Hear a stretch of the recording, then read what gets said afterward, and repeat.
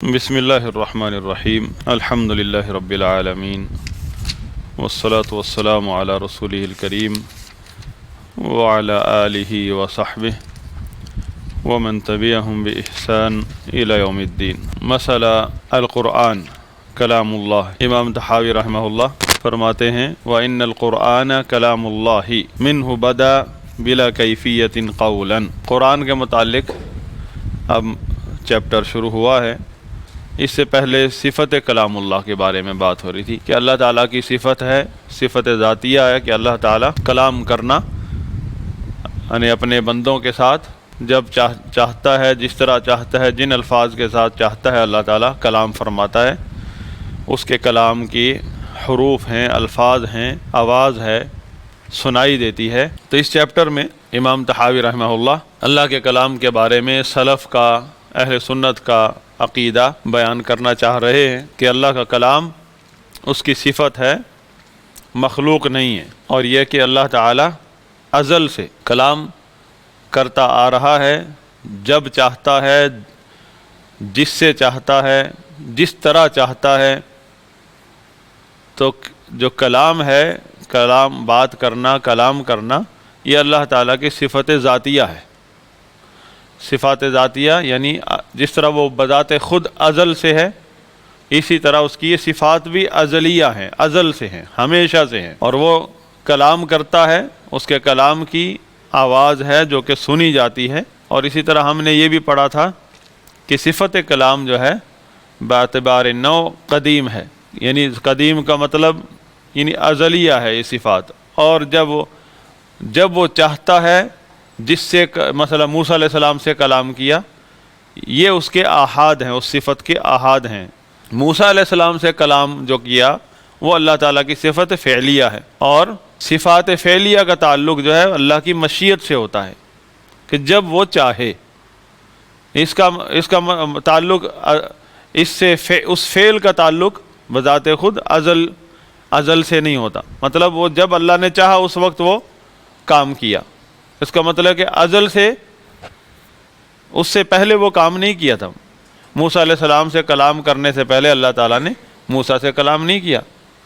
تو موسیٰ سے جو کلام کرنا ہے اللہ تعالیٰ کی صفت فعلیہ ہے، اور یہ اس کی جو صفت ذاتیہ ہے اس کے آحاد میں سے ہے، مطلب یہ ہے کہ جب اس نے چاہا تو یہ کلام ہوا۔ اسی طرح اللہ تعالیٰ کی تمام صفات فعلیہ ہیں، جیسے عرش سے اوپر چڑھنا، عرش سے اوپر بلند ہونا، یہ بھی اللہ کی صفت فعلیہ ہے۔ آسمان دنیا پر نازل ہونا، اور جتنے افعال ذکر ہوئے ہیں ان کا تعلق اللہ کی مشیت سے ہے۔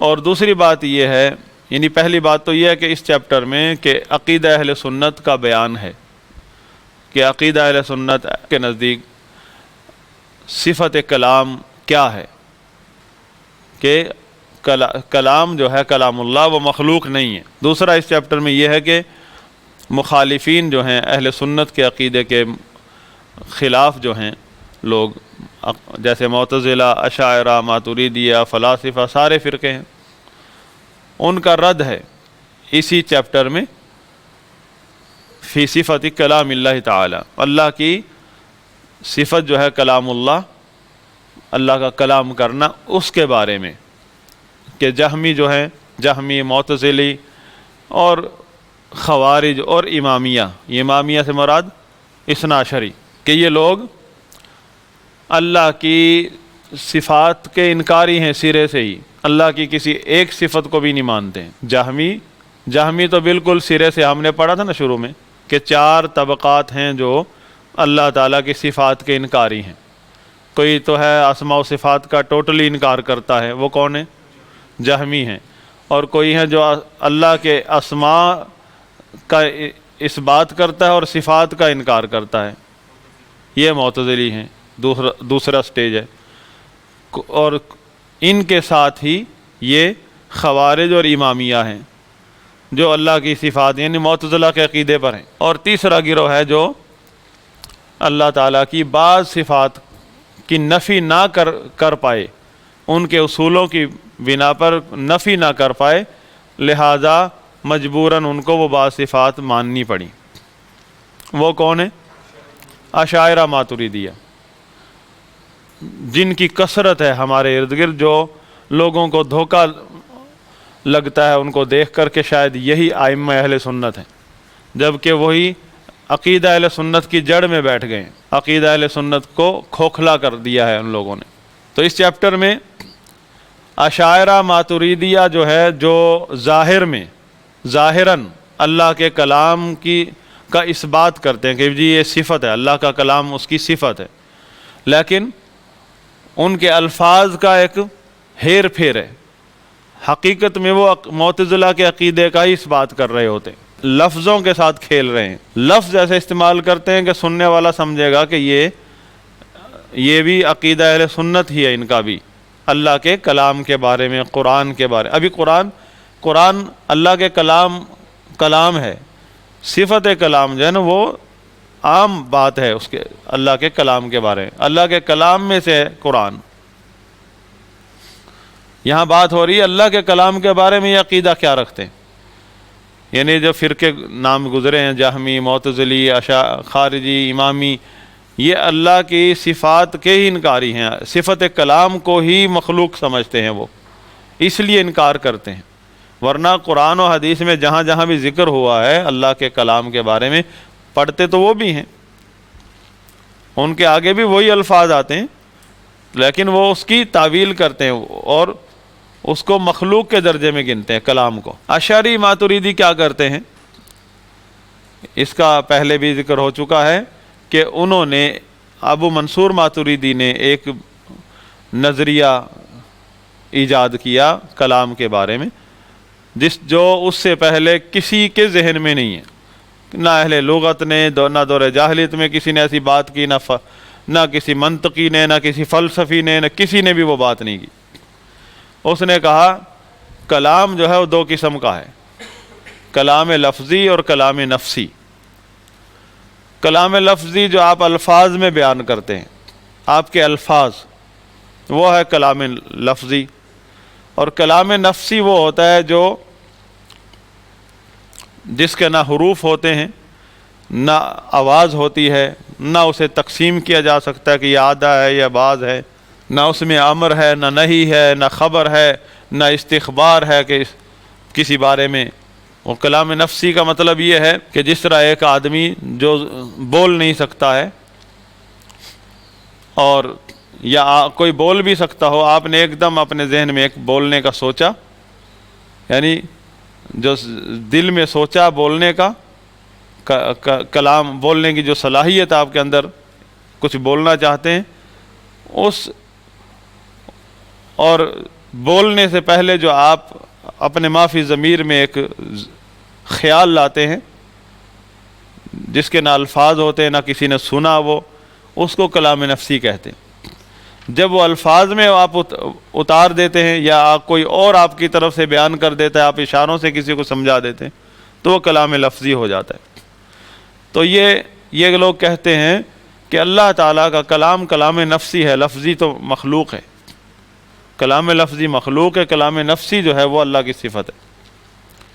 اس کا مطلب کیا ہوا؟ تورات، انجیل، قرآن، یہ جو اللہ کا کلام ہے، تورات بھی اللہ کا کلام ہے، انجیل بھی اللہ کا کلام ہے، زبور بھی اور قرآن، یہ الفاظ جو ہیں جو آپ تلاوت کرتے ہیں، اس کا مطلب یہ ہوا یہ حقیقت میں اللہ کا کلام نہیں، یہ مخلوق ہے ان کے نزدیک۔ اور یہی تو معتزلی کہتے ہیں، معتزلی بھی یہی کہتے ہیں قرآن مخلوق ہے، تو کہتے ہیں یہ اللہ کا کلام مجازن ہے۔ یہ کون کہتے ہیں؟ یہ ہمارے ارد گرد جو اشعری ماتریدی ہیں، جن سے لوگ دھوکہ کھاتے ہیں کہ یہ عقیدہ اہل سنت کے شاید پاسبان ہیں، کہتے ہیں قرآن جو ہے اللہ کا کلام مجازن ہے، کیونکہ اللہ کے کلام پر یہ دلالت کرتا ہے، بندے کو اللہ تعالیٰ نے جو اللہ کا جو کلام نفسی ہے اس کو سمجھنے میں مدد دیتا ہے۔ تو یہ ایک ایسی بدعت ہے جو کسی غیر مسلم کے ذہن میں بھی کبھی نہیں آئی تھی۔ تو یہ ابو منصور ماتریدی نے اس کا آغاز کیا، اور اس کے بعد اس عقیدے میں دجل کا دروازہ کھل گیا۔ تو آپ کے سامنے کہے گا جی بالکل قرآن اللہ کا کلام ہے، معتزلی بھی کہے گا، معتزلی بھی، رافضی بھی، امامی، وہ بھی کہے گا یہاں قرآن اللہ کا کلام ہے۔ تو آپ کہاں سے پکڑیں گے؟ کیسے سمجھیں گے اس کی حقیقت کو، اس کے عقیدے کی حقیقت کو کیسے سمجھیں گے؟ آپ بھی کہہ رہے قرآن اللہ کا کلام ہے، وہ بھی کہہ رہا قرآن اللہ کا کلام ہے. کوئی بتا سکتا ہے کہ کیسے آپ فرق کریں گے؟ ایک معتزلی رافضی کے الفاظ بھی وہی ہیں جو اہل سنت کا عقیدہ ہے کہ قرآن اللہ کا کلام ہے، اور وہ بھی بھری محفل میں کہہ دے جی میرا ایمان ہے قرآن اللہ کا کلام ہے. آپ کیا کہہ رہے ہیں؟ تقیہ کریں؟ تقیہ نہیں، وہ صحیح کہہ رہا ہے، اپنے عقیدے کے مطابق وہ صحیح الفاظ کہہ رہا ہے. اس نے یہ انکار نہیں کیا کہ قرآن اللہ کا کلام نہیں ہے. اس نے انکار کس چیز کا کیا؟ اس نے یہ کہا کہ اللہ کا کلام جو ہے وہ اللہ کی صفت نہیں، اس کی مخلوق ہے. بحث یہ نہیں ہے کہ اللہ کا کلام نہیں ہے قرآن، وہ کہتا ہے قرآن اللہ کا کلام ہے، لیکن اللہ کا کلام جو ہے نا وہ مخلوق ہوتا ہے. وہ قرآن ہو یا غیر قرآن ہو، قرآن ہو یا تورات ہو، انجیل ہو، کوئی بھی نبیوں سے فرشتوں سے جو اللہ نے کلام کیا وہ سب مخلوق ہے نعوذ باللہ اس کے نزدیک. تو یہ جو ہماری صفوں میں ہمارے ساتھ ہیں اشاعرہ ماتریدیہ،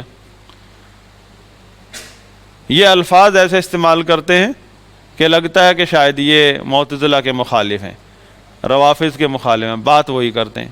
انہوں نے کلام، وہ بات کے دو ٹکڑے کر دیے، کلام نفسی جی، کلام لفظی، اور پھر وہی نتیجہ وہی نکلا کہ آپ نے اللہ کے کلام جو ہمارے بیچ میں ہے اس کی تو نفی کر دی. ایک آدمی علامہ اقبال کا کلام پڑھتا ہے تو آپ کیا کہیں گے اس کو؟ کہ یہ اس بندے کا کلام ہے کیونکہ اس کے منہ کے الفاظ ہیں. سب کہتے ہیں علامہ اقبال کا کلام پڑھا جا رہا ہے. تو ایک قاری جو ہے وہ قرآن پڑھتا ہے تو کیا کہیں گے آپ؟ اللہ کا کلام پڑھا جا رہا ہے. کہیں لکھا ہوا علامہ اقبال کا کلام، آپ کیا کہیں گے؟ یہ فلاں شاعر کا کلام ہے. یہ نہیں کہیں گے یہ کاغذ ہے، یہ سیاہی ہے، یہ دوات ہے، یہ مخلوق ہے. یہ اس بحث میں ہی پڑھتے ہیں آپ کہ یہ تو فلاں نے لکھا ہے، فلاں علامہ اقبال کا کلام تو وہ ہے جو اس کی اصل دستاویزات ورق پہ اس نے لکھا تھا. ایسی بحث میں پڑھتے ہیں؟ نہیں. جب اللہ کے کلام کی باری ہے تو کہتے ہیں نہیں یہ الفاظ ہیں، یہ گتا ہے، یہ کاغذ ہے، یہ قاری جو پڑھ رہے مخلوق، یہ کوئی اور بندہ ہے، اس کے زبان ہل رہی ہے، اس کے منہ کے الفاظ اس کے اپنے ہیں. اس بحث میں پڑھنا یہ بدعتی کی علامت ہے. اس بحث میں اہل سنت پڑھتے ہی نہیں. کس نے یہ کون نہیں جانتا کہ یہ کاغذ مخلوق ہے؟ کب کہا کسی نے یہ کاغذ جو ہے مخلوق نہیں ہے، یہ سیاہی مخلوق نہیں ہے؟ ہاں، یہ بندہ جو بات کر رہے مخلوق ہے، میں بات جو پڑھ رہا ہوں، میرا پڑھنا، میرا بولنا، یہ سب مخلوق ہے. اس میں تو کوئی اختلاف ہی نہیں. بات یہ ہو رہی ہے جو میرے منہ سے میں بات کر رہا ہوں یہ کس کا کلام ہے. یہ فرق کرتے ہیں نا ہم دنیا میں. تو امام طحاوی رحمہ اللہ فرماتے ہیں القرآن وان القرآن کلام اللہ، اور یہ کہ مطلب کس کے، اب یہ تیسری بات، توحید کے بعد رسالت کی بات ہوئی، وَأَنَّ مُحَمَّدًا عَبْدُهُ المصطفیٰ، یہ کہا تھا نا، اور یہ کہ محمد صلی اللہ علیہ وسلم اس کے بندے مصطفیٰ ہیں، وَنَبِيُّهُ المجتبیٰ وَرَسُولُهُ المرتضیٰ. آگے پوری بات کی. اب وہ بات ختم ہوئی تو اب کہہ رہے ہیں وَأَنَّ الْقُرْآنَ كَلَامُ اللَّهِ، اور یہ کہ مطلب اس کا عطف بھی شروع والے کلام پہ کہ نقول فی توحید اللہ معتقدین بتوفیق اللہ، ہم اللہ کی توحید کے بارے میں عقیدہ رکھتے ہو اس کی توفیق کے ساتھ، یہ کہتے ہیں کہ ان اللہ واحد لا شریک لہ، کہ اللہ تعالیٰ واحد ہے وہ اپنے افعال میں اور اسماء و صفات میں، عبادات میں اس کا کوئی شریک نہیں ہے، وہ اکیلا ہے. آگے تفصیل آئی تھی توحید کی. پھر کہا وَأَنَّ مُحَمَّدًا عَبْدُهُ المجتبیٰ، اور وہ یہ کہ محمد صلی اللہ علیہ وسلم اس کا بندہ مصطفیٰ ہے. پھر اس کے بعد بات آئی اور یہ کہ قرآن کلام اللہ، اللہ کا کلام ہے. اب تیسرا چیپٹر شروع ہو رہا ہے وَأَنَّ الْقُرْآنَ كَلَامُ اللَّهِ، یعنی عقیدہ اہل سنت بیان ہو رہا ہے کہ اہل سنت اللہ کی توفیق سے عقیدہ رکھتے ہیں، کہتے ہیں، اس کا اقرار کرتے ہیں اور اس بات کرتے ہیں، اعلان کرتے ہیں کہ قرآن اللہ کا کلام ہے. یہ تعویلوں والی باتیں نہیں کرتے کہ دو معنی والی باتیں، صاف لفظوں میں کہتے ہیں اللہ کا کلام ہے. منہ بدا بلا کیفیت قولا، کہ یہ قرآن اس سے ہی، اسی سے ظاہر ہوا ہے، اللہ تعالیٰ سے ہی آیا ہے، اللہ تعالیٰ کے الفاظ ہیں، اللہ تعالیٰ کا کلام ہے. لوح محفوظ سے جبریل اٹھا کر نہیں لایا، جبریل نے اللہ تعالیٰ سے براہ راست یہ کلام سنا ہے، اللہ تعالیٰ نے جبریل سے یہ کلام فرمایا ہے، اور جبریل کو پھر بھیجا، جا میرے نبی محمد صلی اللہ علیہ وسلم کو سنا۔ نہ تو یہ کلام جبریل ہے، نہ یہ کلام محمد صلی اللہ علیہ وسلم ہے، بلکہ یہ اللہ کا کلام ہے بعینہ۔ یہ وہ الفاظ ہیں، وہ حروف ہیں جو اللہ تعالیٰ سے جبریل نے سنے ہیں۔ تو آپ دیکھیں علامہ اقبال کا کلام کمپیوٹر سے نکل رہا ہے، کوئی ہاتھ سے لکھ رہا ہے، اپنی کاپی میں آپ نے خود لکھا اپنے ہاتھ سے، لیکن یہ کلام اصل ہے کس کا؟ اقبال کا۔ پہلی دفعہ کس نے کلام لکھا تھا یہ اور بولا تھا؟ اقبال نے۔ تو اس لیے اس کلام، ہم دنیا میں یہ اصول ہے کہ ہم کلام کی نسبت اور اضافت اس شخص کی طرف کرتے ہیں جس نے پہلی دفعہ اس کو بولا تھا وہ لفظ۔ اسی طرح قرآن کے بارے میں امام طحاوی رحمہ اللہ فرماتے ہیں منہ بدا، اس کی ابتدا اللہ سے ہوئی ہے اس کلام کی۔ اب تو ساری دنیا تلاوت کرتی ہے اس کی، جبریل نے تلاوت کی، رسول اللہ صلی اللہ علیہ وسلم نے، صحابہ نے، بلا کیفیت قولا، بغیر کسی کیفیت کے، قولا یعنی آواز کے ساتھ، یہ نہیں کہ بس فیض حاصل ہوا تھا کوئی اچانک، یعنی جس طرح کنورٹ ہوتا ہے، بلوٹوتھ ہوتا ہے، اور یعنی بس اس نے مراقبہ کیا، کوئی فیض حاصل ہو گیا، جس طرح یہ جہمیوں کا عقیدہ ہے، اور اس کے بعد جبریل نے اپنے الفاظ میں بیان کر دیا۔ ایسا کوئی فلسفہ نہیں عقیدہ اہل سنت میں قرآن کے بارے میں۔ وَأَنزَلَهُ عَلَى رَسُولِهِ وَحْيًا، یعنی تو جبریل نے سنا، ابتدا اس کلام کے اللہ تعالیٰ سے ہوئی، جبریل سب سے پہلا شخص ہے جس نے اللہ سے سنا بغیر کسی کیفیت کے، کہ اس سننے اللہ کے کلام کی کیا کیفیت تھی وہ ہمیں بتائی نہیں گئی، اس لیے ہم کیا کہتے ہیں، جس طرح اس کی شان کے لائق ہے۔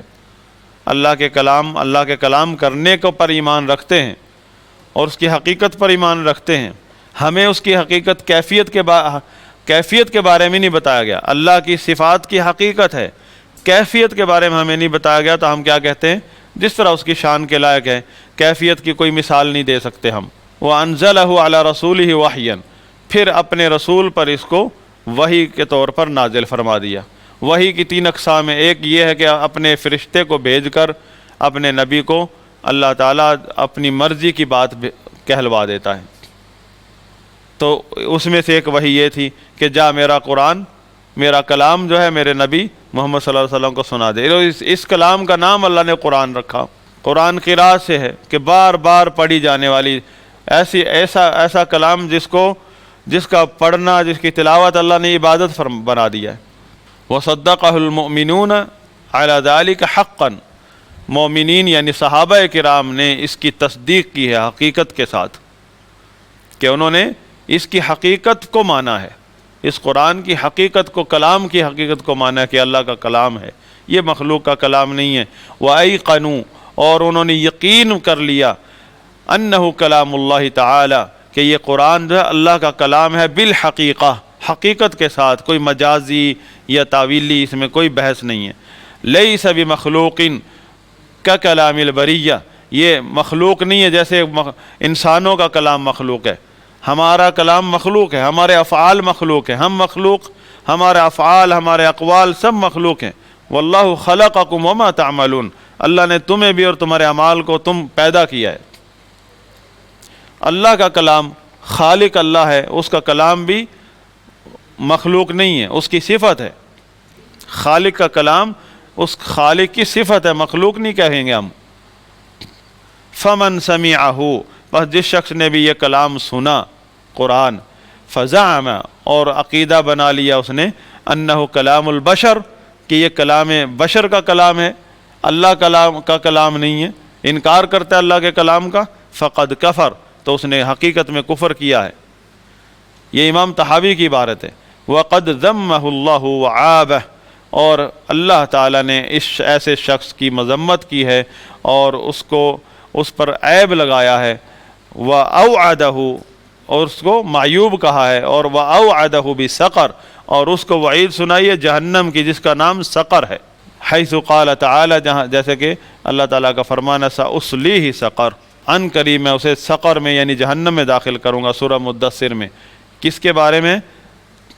فلما اوعد اللہ بسقر، یعنی جب اللہ، یہ اس شخص کو وہی سنائی ہے جس نے کہا تھا ان ھذا الا قول البشر، یہ تو بشر کا کلام ہے، یعنی یہ بھی سمجھ نہیں آتی ان کو۔ قرآن میں صاف صاف ہے کہ بحث ہوئی تھی قریش مکہ کے ساتھ، قریش مکہ نے الزام لگایا تھا یہ کلام اللہ کا کلام نہیں ہے، بشر کا کلام ہے۔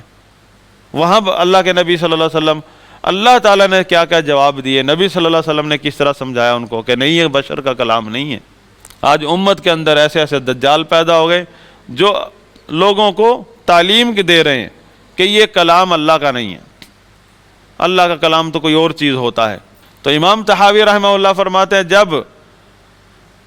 جب اللہ تعالیٰ نے ایسے شخص کو جہنم کی وعید سنا دی جس نے کہا تھا ان ھذا الا قول البشر، کہ یہ تو سوائے بشر کے کلام کے کچھ بھی نہیں ہے، علمنا و ایقنا، لہذا ہمیں ہمارا عقیدہ بن گیا اور یقین ہو گیا ہے، ہمیں علم حاصل ہو گیا ہے انہ قول خالق البشر، کہ یہ قرآن بشر کا کلام نہیں بلکہ بشر کے خالق کا کلام ہے۔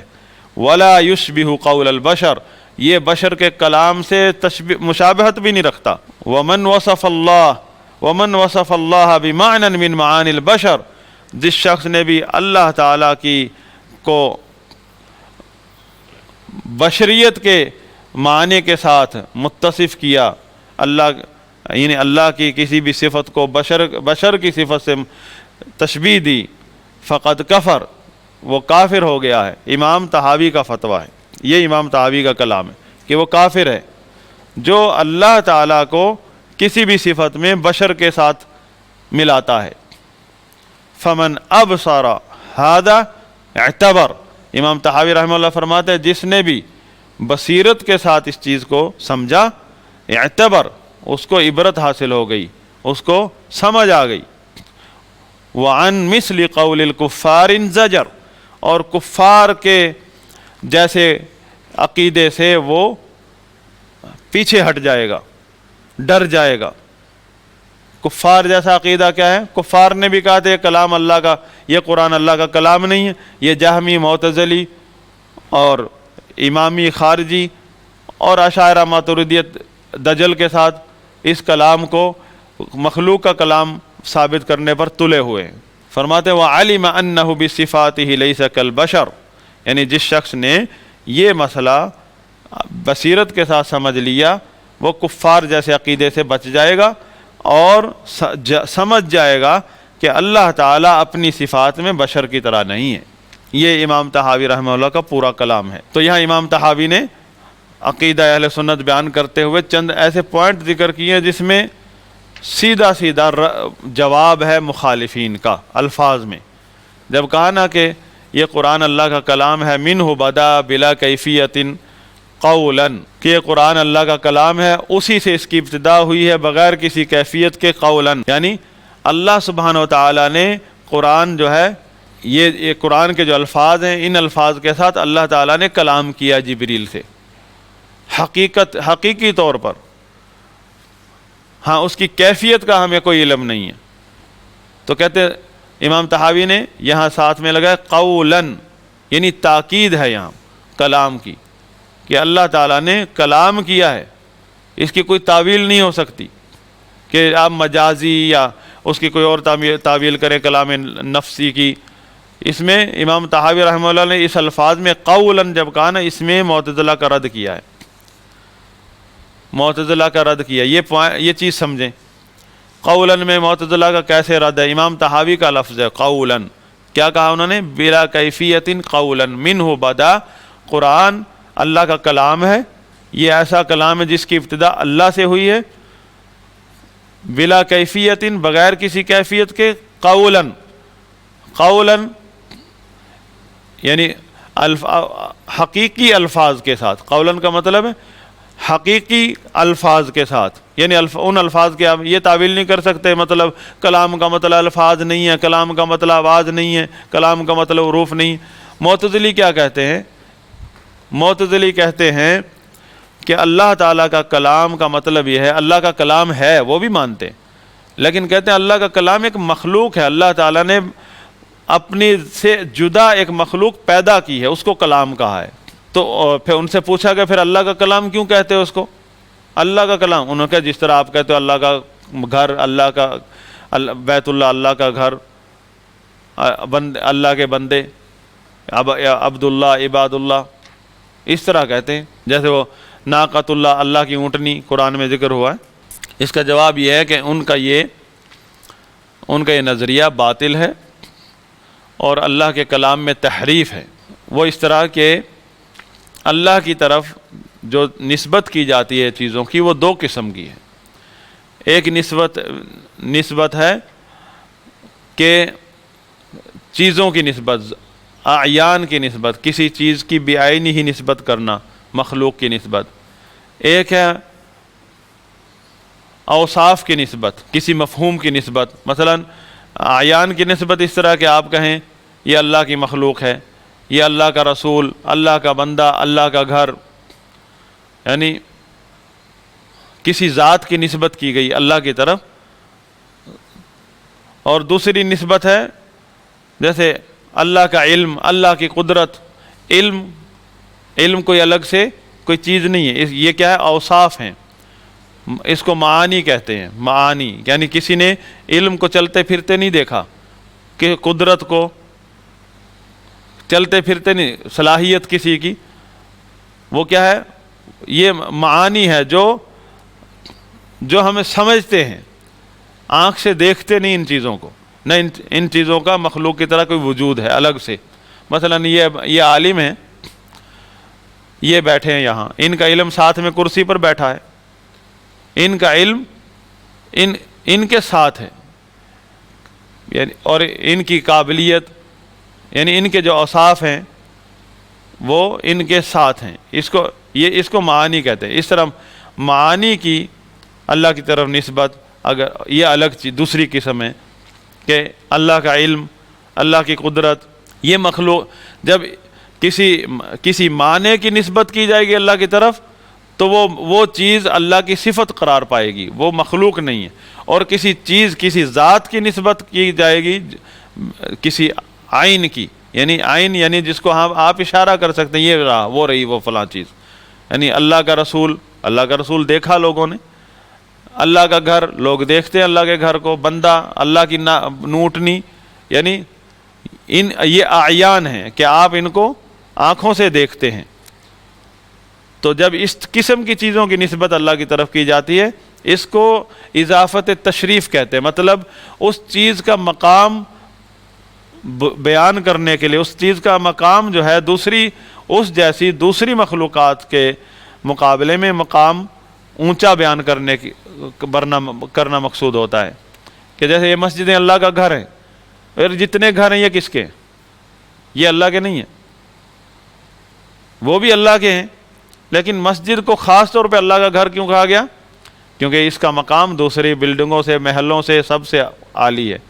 چاہے ایک محلے میں ڈیفنس میں کچی مسجد ہے، اس کچی مسجد کا جھونپڑی نما مسجد ہے، ہم اس کو اللہ کا گھر کہتے ہیں، اور اس کا مقام وہاں بڑے بڑے بنگلوں سے اونچا ہے، کیونکہ اس کو اضافت تشریف کہتے ہیں کہ جب کسی چیز کی نسبت اللہ کی طرف کی جاتی ہے وہ اس کے مقام کو بلند کرنے کے لیے کی جاتی، اور جب کسی معنی یعنی کسی ایسی چیز جس کو ہم آنکھ سے نہیں دیکھتے، سمجھتے ہیں دماغ سے، علم ہے،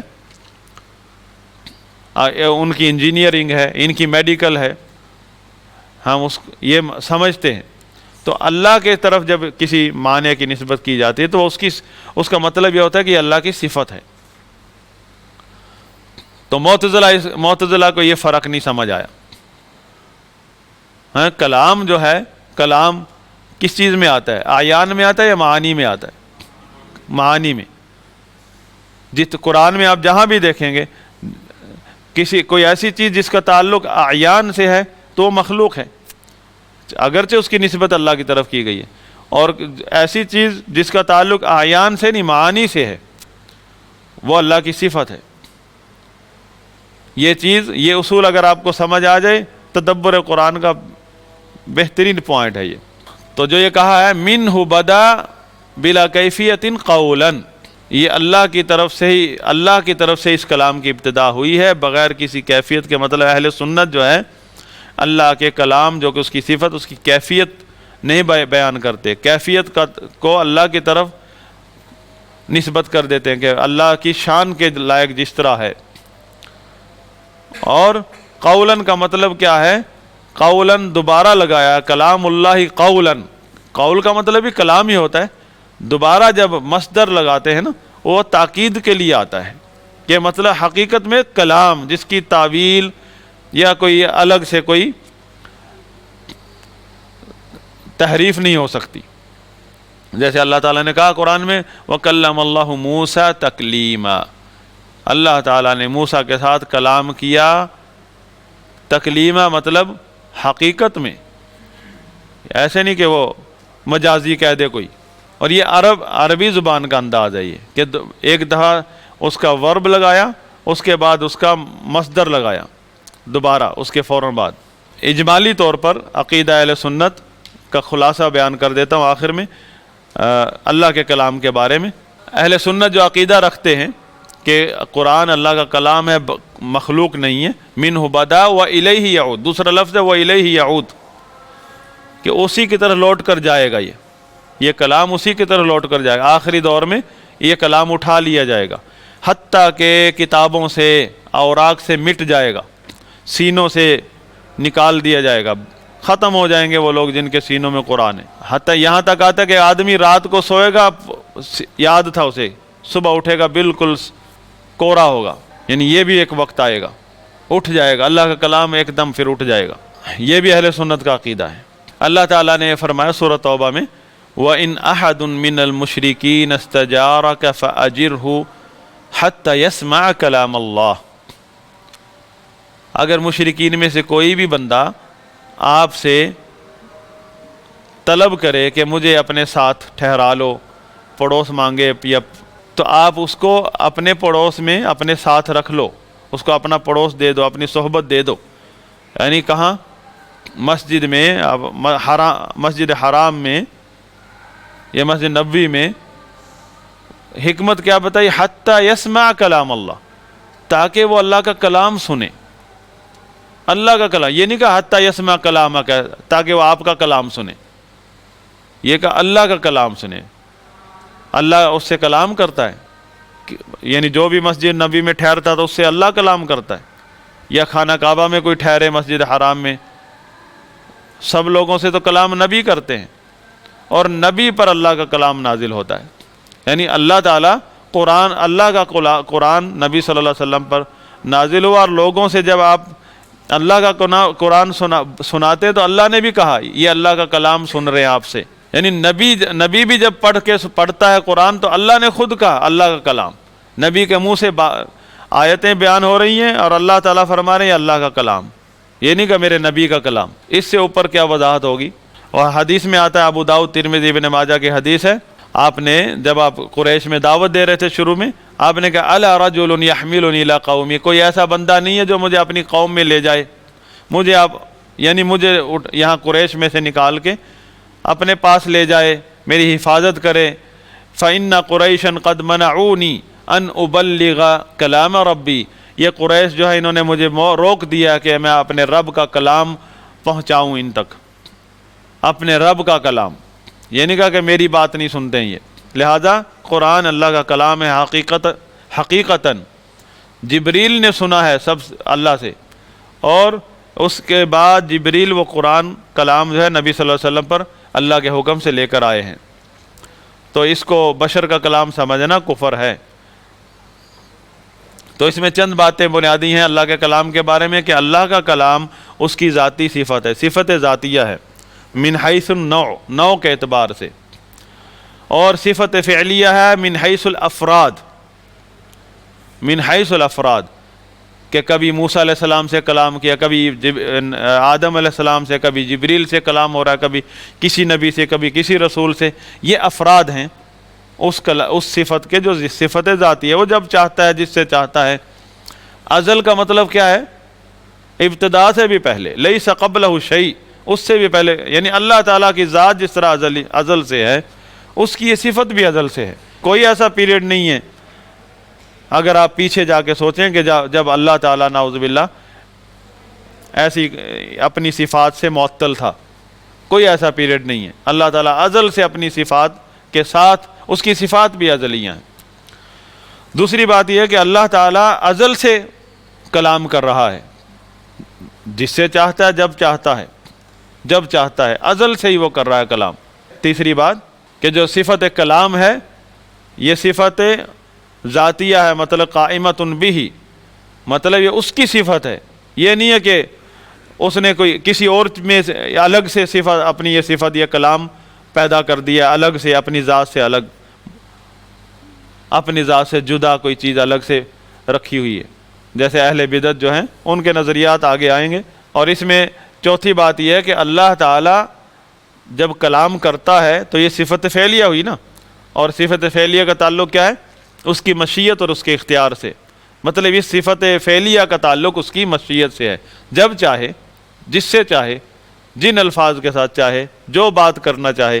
پانچویں بات یہ ہے کہ اللہ کا کلام کانوں سے سنا جاتا ہے، حقیقت میں کوئی وہمی چیز نہیں ہے کہ آدمی کا اندازہ لگائے کہ اللہ کا کلام ہے، فیض حاصل ہو رہا ہے۔ چھٹی بات یہ ہے کہ قرآن اللہ کا کلام ہے، یعنی کلام، حقیقی کلام، مجازی نہیں، کلام جس کی ہم تعویل نہیں کرتے لوگ بھی۔ ساتویں بات یہ ہے کہ قرآن اللہ کا کلام ہے اپنے حروف اور معانی کے ساتھ، اس کے جتنے حروف الفاظ قرآن کے، یہ بھی اللہ کا کلام ہے، یعنی اللہ کا کلام کے حروف ہیں اور معانی ہیں، اس کے جو معانی ہے، جو مراد ہے، وہ بھی اللہ کا کلام ہے۔ اور آٹھویں بات یہ ہے کہ قرآن اللہ کا کلام ہے، ایسے حروف اور ایسے اللہ تعالیٰ نے یہ کلام فرمایا جس کے حروف ہیں اور آواز سنی گئی ہے، یعنی جبریل نے سنا ہے۔